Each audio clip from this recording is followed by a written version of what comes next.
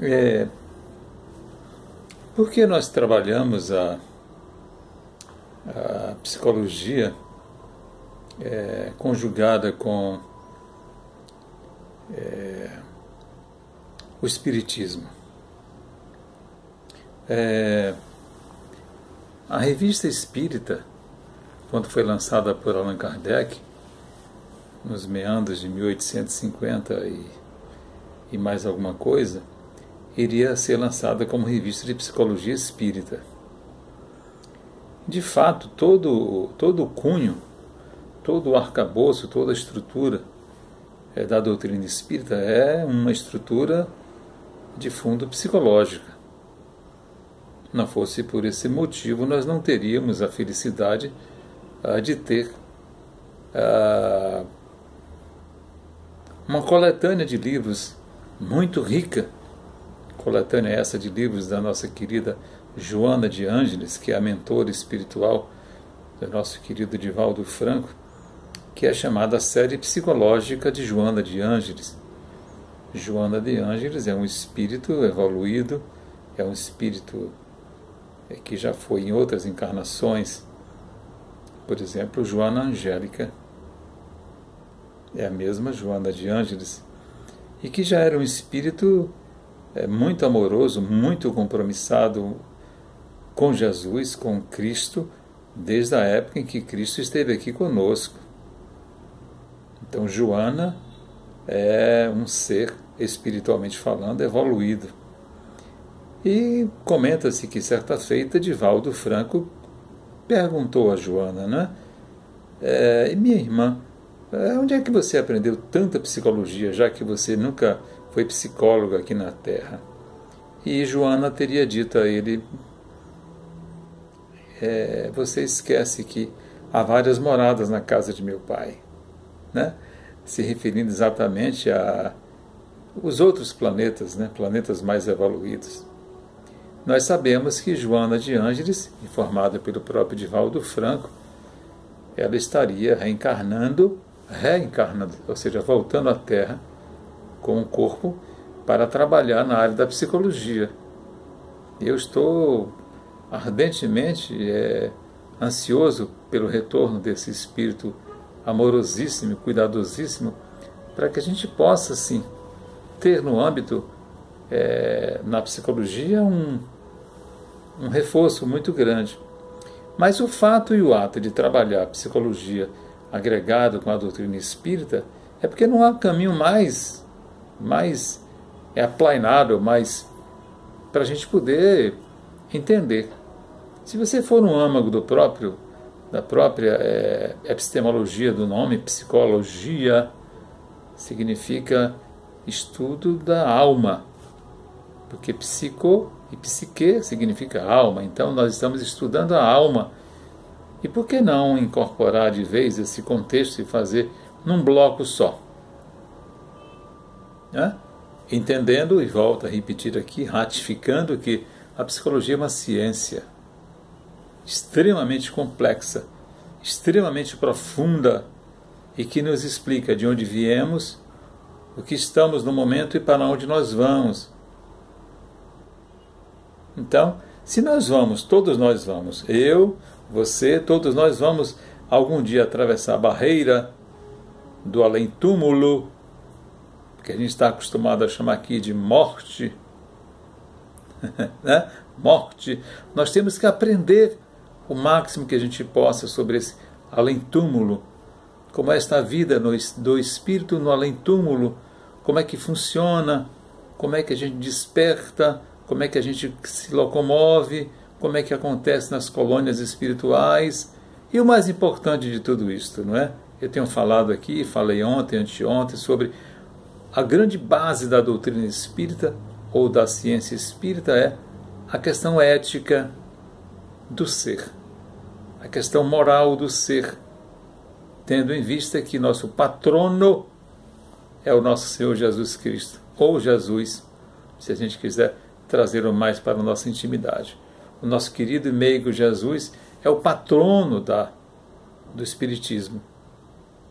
Então, nós tivemos precursores do Espiritismo, um dos seus mais ícones precursores, que eu considero como pai da psicologia, é nosso querido Sócrates, que nos afirmou: sei que nada sei.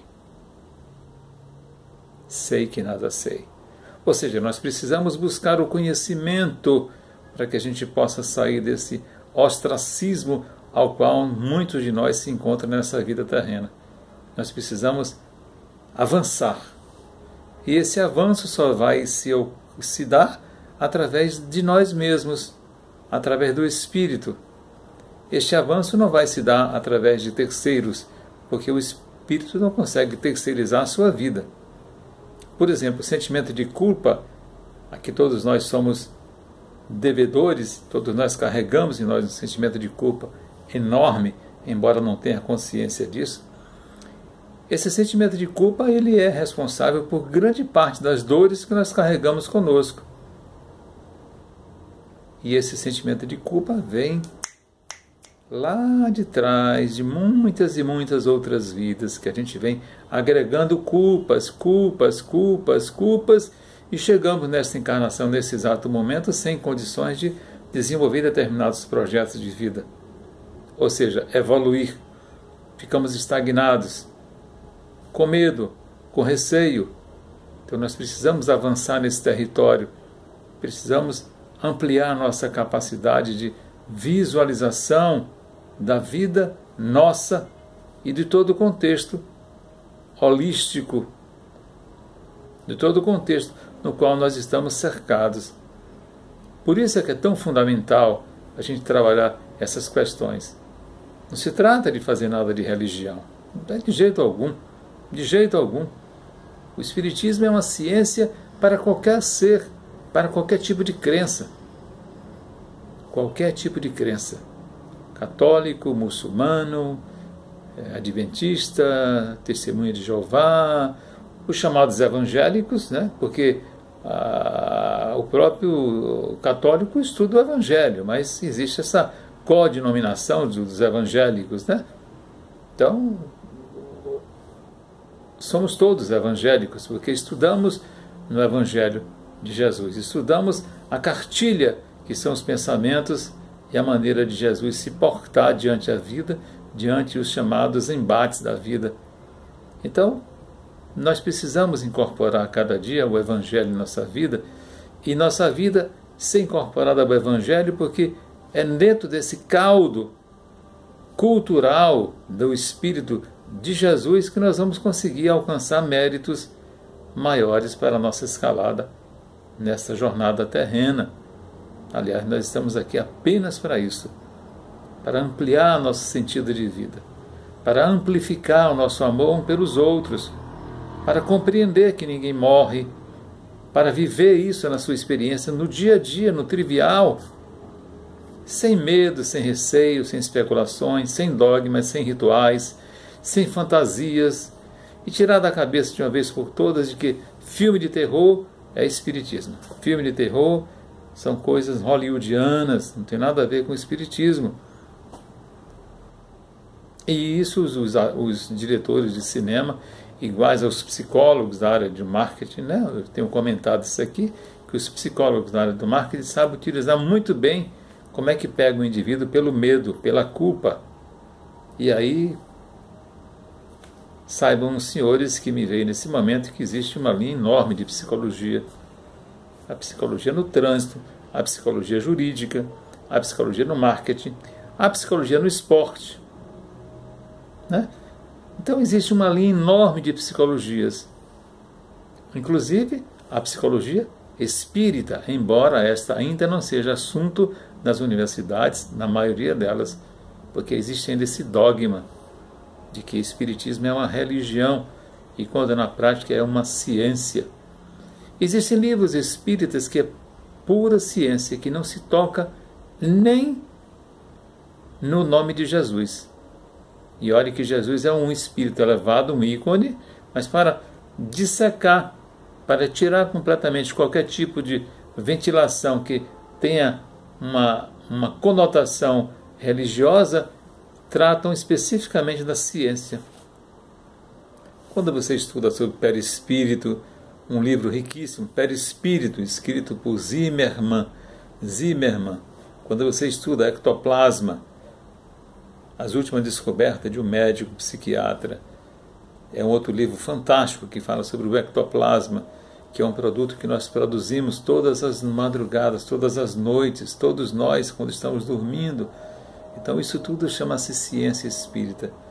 Então nós precisamos entender que, do ponto de vista biológico, também nós somos influenciados e muito por esse ectoplasma, alguns tipos de dores, alguns tipos de enfermidades.